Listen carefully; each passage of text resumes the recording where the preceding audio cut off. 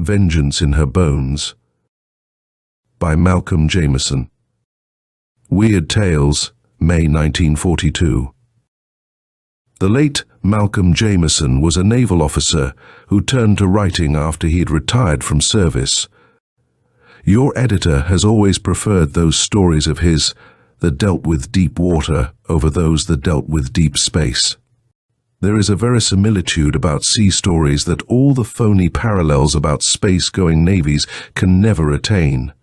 The feeling all seafarers get about their ships, the animism with which they regard them, is a real thing. And a strange tale of the sea is fact more likely to arouse genuine reader emotion than the most slickly handled but irrevocably synthetic story of a moon-flying navy.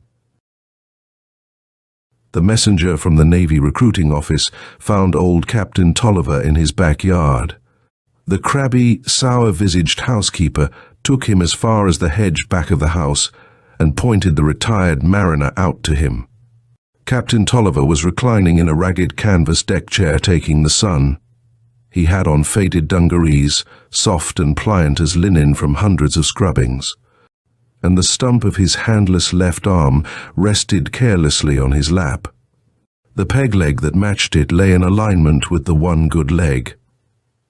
The captain had his eyes closed, comfortably drinking in the sun's good heat, when he heard the crunch of the messenger's step on the gravel walk that separated the vegetable from the flower beds.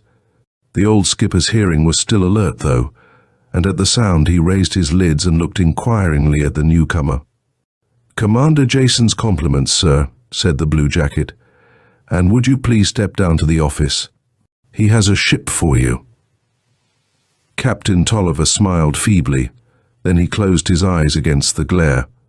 His eyes were not overstrong these days. The doctors had said something about incipient cataracts. "Commander Jason is confusing me with my son. He already has a ship, working out of West Coast ports. My seagoing days are over. Forever." To emphasize his point, he waved the stump of his left arm and lifted the peg leg slightly. "No, sir. It's you he wants. He was very clear about that. He has a ship that only you can command. She's a rogue. They say she will obey no other skipper. He says they have waived your physical defects and will give you all the help you need. But they've got to have you." The captain shook his head. "He's wrong, I say. There is no such a ship. There was one once, but she rotted her life away in the back channel. They sold her finally to a wrecking company and broke her up for scrap. All I have to say to that is whoever bought that scrap had better have a care as to how they use it, for she was a vindictive wench. The Sadie Saxon bore grudges and would have her way no matter what you did." "Yes, sir," said the messenger eagerly. "That's the ship, the Sadie Saxon, a cargo-type vessel. They've put her back in commission, but she won't leave port. They need ships now that America is at war. Every ship. That's why they need you. The commander says please come. If you want, he'll send an ambulance." "The Sadie Saxon," whispered the old captain, suddenly rapt with nostalgia for World War days when he and she were in their prime. Then aloud, "He needn't bother about the ambulance. I can get there under my own power, son. Give me a hand so I can get up and go dress. The old uniform still fits, thank God." Captain Tolliver's senility seemed to drop from him as a cloak the moment the well-worn blue garments were back on his lean frame. He looked a little ruefully at the tarnished gold lace on the sleeves and at the cap device the years had tinted with green mold, but nevertheless he brushed the uniform carefully, squared his shoulders, and marched down the steps without availing himself of the sailor's proffered arm. "So they didn't break her up after all," said the captain, as they waited at the curb in the hope a cruising taxi would come by. "How come?" "I know she was sold. Too expensive. She was part of a contract for scrap to be sent to the Japs some months ago, but they only worked 3 days on her. She killed 9 men the first day they brought their cutting torches aboard, all of them in different ways. One of her booms crashed down the second day and smashed 5 others. On the third day 7 suffocated in a hold and 2 slipped and fell overboard. The men said she was jinxed and threatened to call a strike, so they put a tug alongside and hauled her back to her old berth. Captain Tolliver chuckled. For the Japs, huh? She knew it even before they attacked Pearl Harbor, but I might have told them.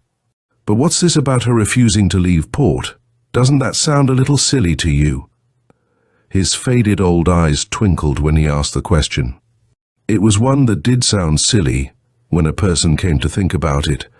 Yet he knew it was not silly, and one an experienced sailorman would answer as seriously as he could. "There's no other word for it, sir," replied the bluejacket soberly. "She was refitted at Newport News, given a crew and loaded with cargo.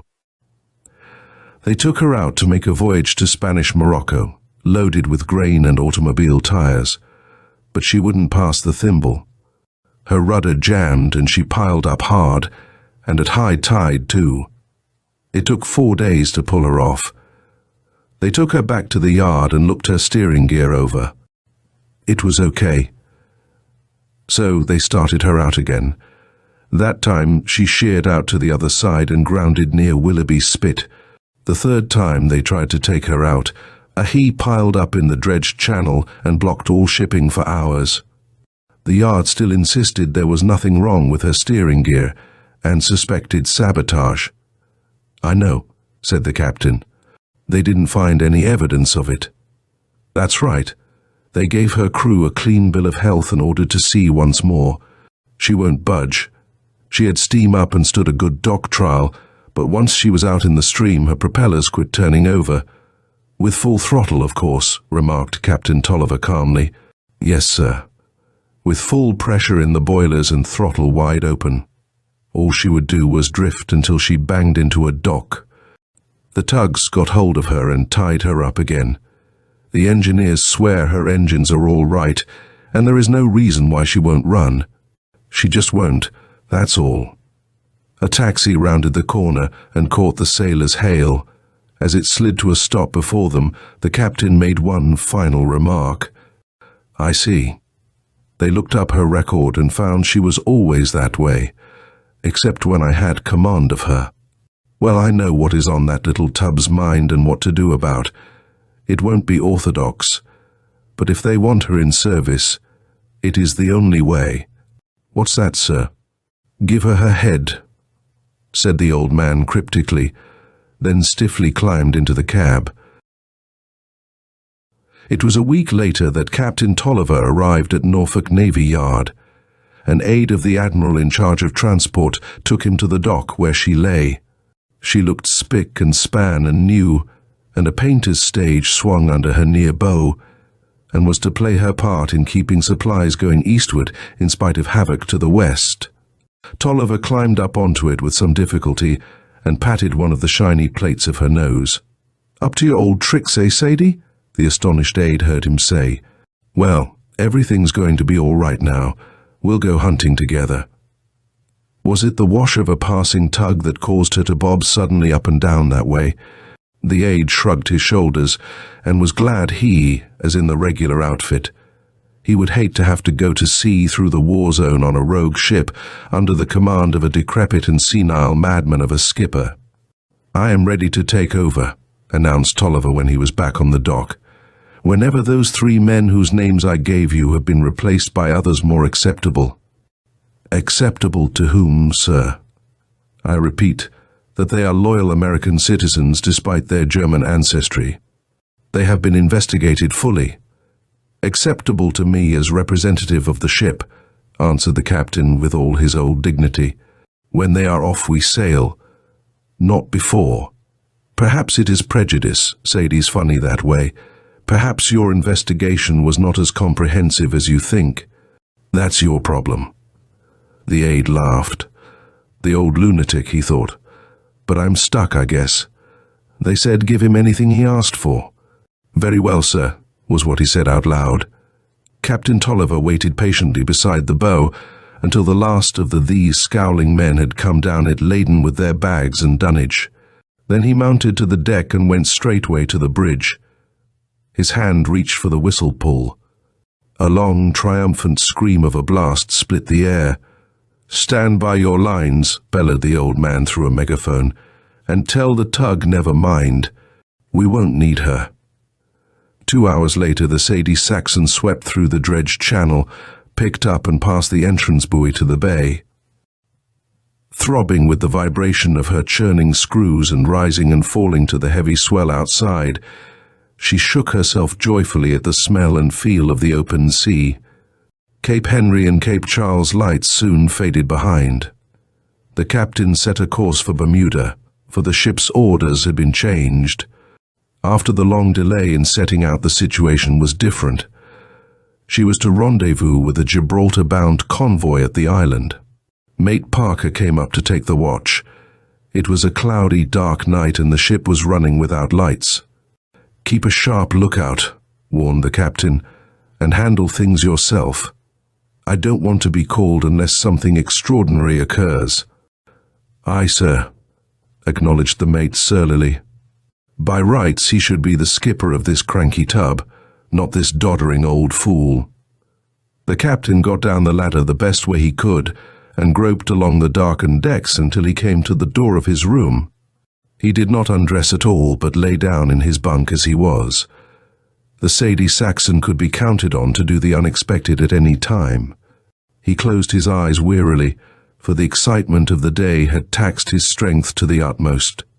In a moment he was fast asleep. It must have been well after midnight when he was roused from his deep slumber. Mr. Parker was standing over him with a look of concern on his face.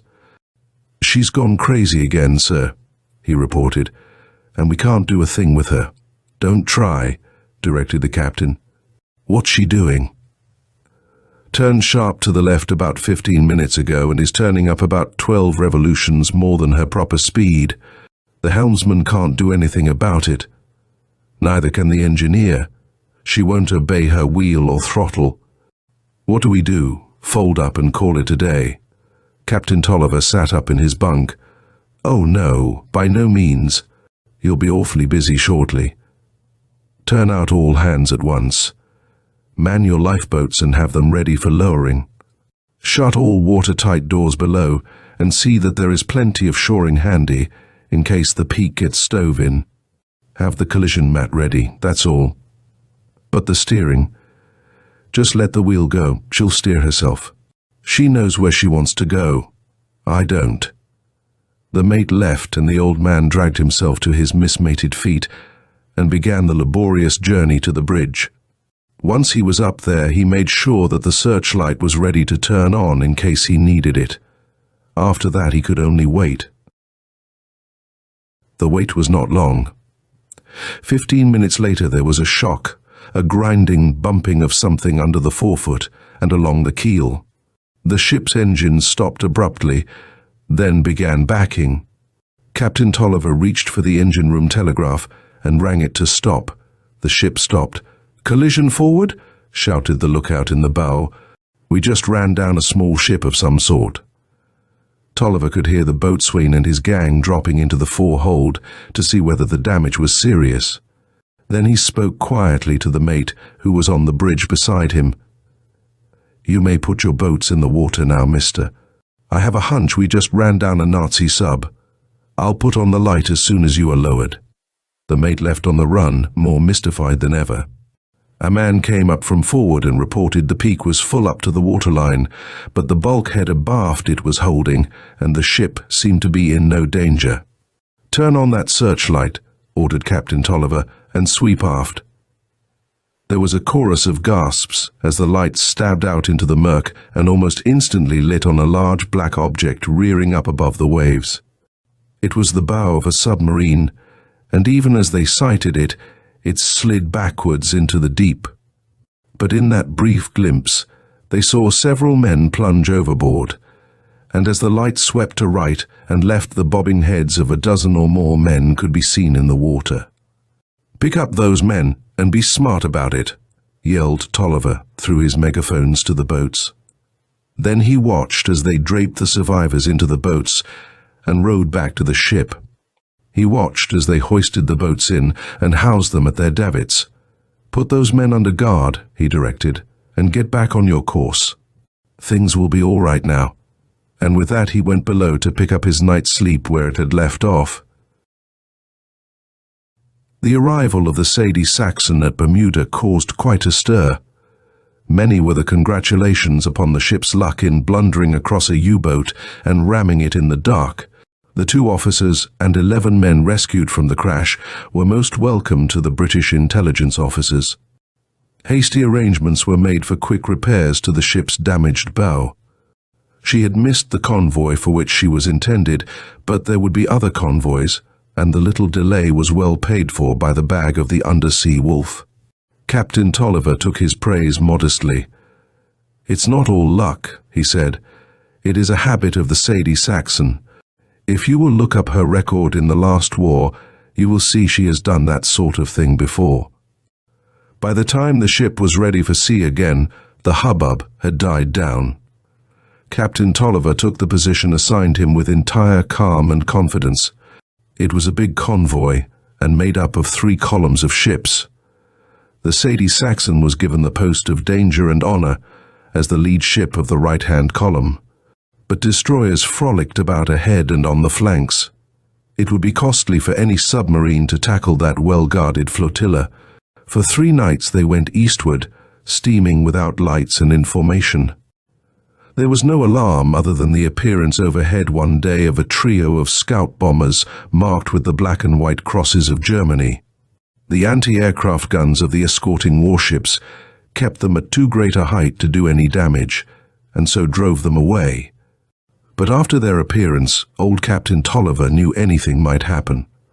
The Sadie Saxon had behaved most peculiarly all the while they were in sight, vibrating almost as if she had dropped a screw. "Steady, old girl," whispered the skipper into the binnacle. "You'll have to get used to those. They're an innovation." It was the night after that the big attack occurred. The long triple column of ships was ploughing along through a dark and misty night, and 30 officers on as many bridges were staring anxiously into the murk, striving not to lose sight of the tiny blue stern light of the ship ahead. Under the circumstances, mutual collision was much more likely than a hostile attack. The orders were strict: maintain radio silence at all costs, never show a light under any circumstances, and above all, keep station. But the Sadie Saxon cared next to nothing about Commodore's orders. At 10 minutes past 4 in the morning she balked, her engines churning violently at full speed astern. To the consternation of the black gang, who had had no bells to that effect and were caught off guard. Captain Tolliver was on the bridge when it happened and called sharply to the forward lookouts, "Look sharply close aboard." "What do you see?" The ship was turning rapidly to starboard, her rudder jammed hard over, while the helmsman strove wildly to bring the wheel back the other way. "The wakes of 2 torpedoes, sir. No, 4, 5, 9, coming from starboard, sir." The streaks of phosphorescent light were visible now from the bridge. The Sadie Saxon was turning straight into them. She would pass safely between a pair of them. The aged skipper acted with an alacrity that surprised even him. He yelled for the searchlight, and with his own hand pulled the whistle into a strident blast of warning.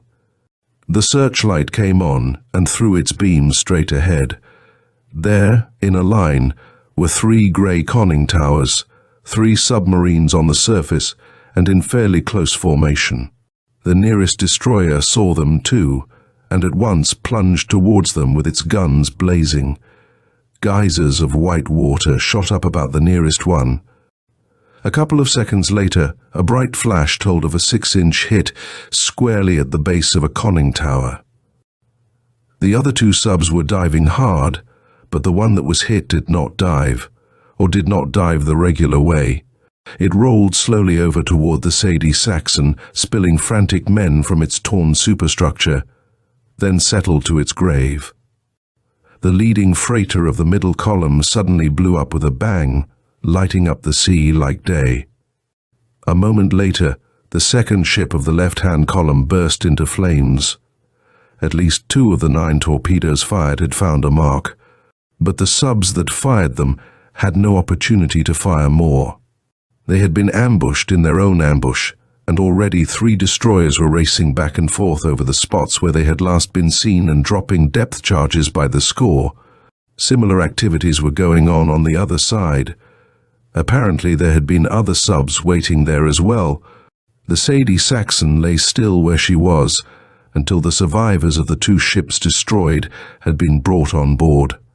Then she unaccountably turned due south and ran for an hour at full speed. There she stopped and refused to budge another yard. It was well past the dawn then, and a destroyer could be seen on the horizon behind, still searching for vestiges of their attackers. "Signal that destroyer," the captain said, "and tell him to come over here. We've got one spotted." The destroyer came up within hail, and its captain delivered a blistering message through what must have been an asbestos-lined megaphone. "Will the second on that ship kindly relieve that blithering idiot in command and put him under arrest?" The sub's right under me," Tolliver yelled back, playing possum 100 feet or so down.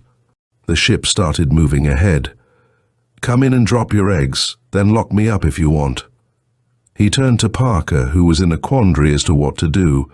The performances of the ship had shaken his nerve. He had begun to wonder whether he was the crazy man. Tolliver ignored him. Instead, he walked out to the wing of the bridge and watched the destroyer do its work. Huge, seething hummocks of water rose as the ash cans exploded under the surface. 4 of them had gone off, and the destroyer was coming back for a second run across the same spot. But there was no need. A half-mile away, a black nose appeared for a moment on the surface, stuck its beak up into the air, then with a loud hissing of escaping air, fell back weakly into the water. Where it had been were 3 bobbing heads. There had been a sub under there. "Thanks," flashed the destroyer. "Well done. Rejoin convoy." They went past Gib without stopping, and made the hazardous trip to Alexandria without incident other than a few sporadic and ineffectual raids by enemy aircraft. At Alexandria, Captain Tolliver found this message waiting for him. It was from Oni. "You are a better guesser than some of our experts. The 3 men you tipped us off to are in jail. They plan to seize the ship and divert it to a Norwegian port." "Congratulations." The skipper gave a brief snort and then crammed the message into a pocket with his one good hand. Then he learned that on the voyage home he was to carry the convoy's commodore. The commodore, a retired Navy captain, came aboard and looked around. He did not say much until they were out of the Mediterranean and well to the west of Portugal. By then they had been joined by many other ships and were steaming in a formation much like the one before, with the difference that this time, being flagship, they were more nearly in the middle of the flotilla. "You seem to have a remarkable ability to spot submarines, Captain," he remarked. "What is your secret?"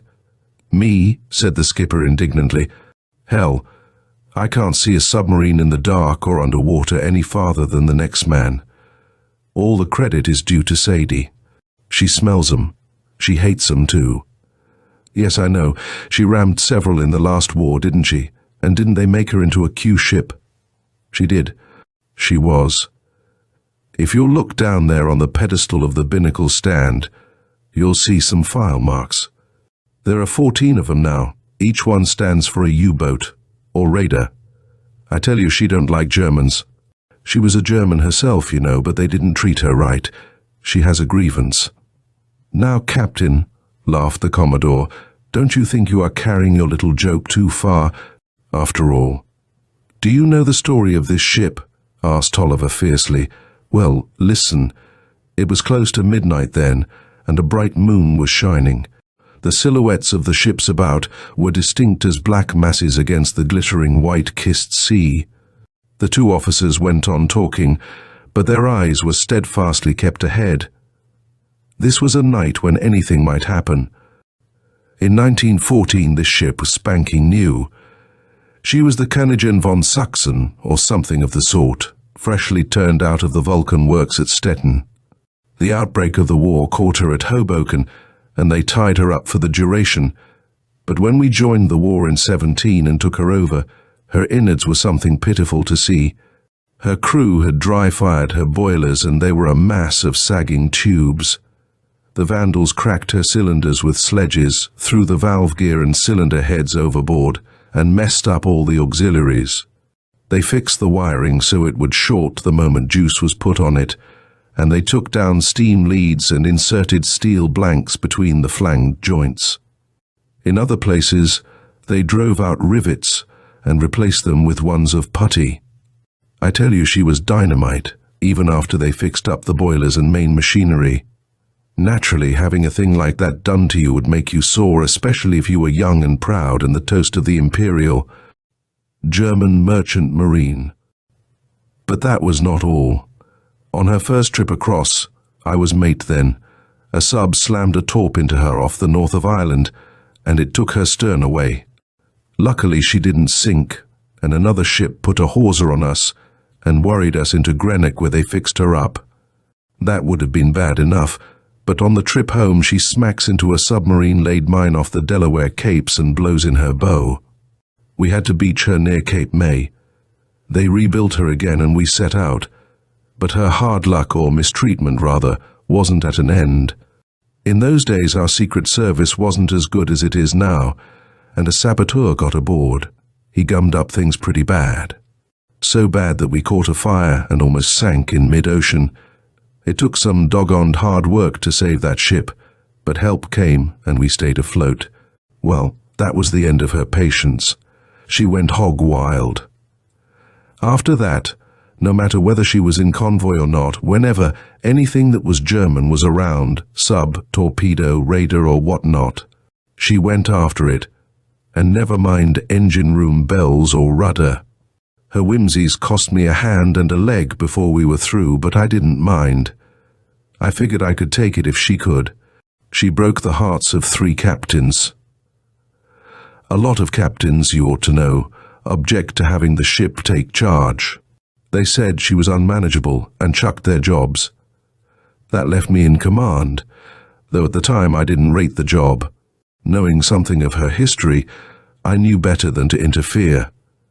Her hunches are the best thing I know, no matter what she does. "Hey," yelled the Commodore, thoroughly alarmed. "Watch what you're doing." The Sadie Saxon had sheered sharply from her course and was heading directly across the bows of a ship in the column to one side of them. It was too late then, even if the Sadie had been tractable, to do anything about it. A collision was inevitable. The Commodore reached for the whistle pull, but Tolliver grabbed his arm and held it. "Wait," he urged. "This means something. I know her." An angry guttural shout came from the bridge of the ship, whose path they were about to cross. Then came the rending crash as steel bit into steel, thousands of tons of it at 12-knot speed. The other ship had rammed the Sadie Saxon just abreast the mainmast, and she heeled over sharply, spilling deck gear over the off-rail. At once, pandemonium reigned in the convoy as ships behind sheered out to avoid compounding the already serious collision. At once, fresh confusion succeeded. The ship that was the victim of the Sadie's caprice suddenly dropped her false bulwarks, and the moonlight glinted off the barrels of big guns, both fore and aft. Harsh orders sounded in German, and the guns began spitting fire. Shells began bursting against ships on all sides as the raider that had insinuated itself into the midst of the convoy began its work. Escort ships began dashing toward the scene, worming their way through the scattering freighters so as to get to a spot where they could open fire. "I told you," said Captain Tolliver serenely, "you can always trust her." But she was sinking, and the crew were lowering what boats they could. The Commodore was one of the first to leave, since he was in charge of the entire expedition and must transfer his flag to a surviving ship. Tolliver stayed behind. There was not room enough in the boats for one thing, and his faith in the durability of the Sadie Saxon was unlimited. He had seen her in worse plight many times before. The raider had succeeded in backing away, but it too was in a perilous condition. Her bows were torn wide open, and she was fast going down by the head. She continued to fire viciously at everything within reach, paying especial attention to the crippled Sadie Saxon. A shell struck her funnel and threw fragments and splinters onto the bridge. One fragment struck Captain Tolliver in the right thigh, and he went down with a brief curse. Another pair of projectiles burst aft among the rest of the crew, who were engaged in freeing a life raft from the mainmast shrouds. It must have killed them all, for when shortly afterward a destroyer ranged alongside and hailed, there was no answering cry. Tolliver battled himself to the wing of the bridge and managed to cut an opening in the weather screen. He looked out just in time to see the flaming remnants of the raider sink under the moon-tipped waves. The freighters had all gone, and the destroyers were charging off in a new direction. Apparently submarines, working in conjunction with the camouflaged raider, had made their appearance. Tolliver watched a moment, then was aware of a growing faintness. His leg must be bleeding more than he thought. In a moment everything turned black. It was broad daylight when he came to again. Another peep showed him an empty ocean. The convoy must have gone on, as it was proper and correct it should. And then he heard the burr and roar of airplanes overhead. They swooped low, machine-gunning the deck systematically on the assumption men were still aboard. One, more daring than the rest, swooped in between the masts. Sadie Saxon was trembling in every plate and rivet. "Steady, girl," murmured the now delirious captain, laying his cheek against the bridge deck and patting it gently with his one hand. "You can't handle those, I know, but we've done enough, you and I. We can't keep afloat forever." Her answer was typical. He had no way of knowing how deep she was in the water or what her trim, but she heeled violently to port, hung there a moment, then turned quietly over on her side. The instant she to chose do it was just as the daring raider plane was diving beneath her radio antennae, ready to drop its final bomb. Captain Tolliver heard its wings snap off and its body crash as the whipping, heeling mast struck it. There was a final burst of flame, and the rest was cool green water. The old sea dog felt the waves close over him, but he was smiling and content. Bless her old heart, was his last thought. She even got one of those. End of Vengeance in Her Bones by Malcolm Jameson.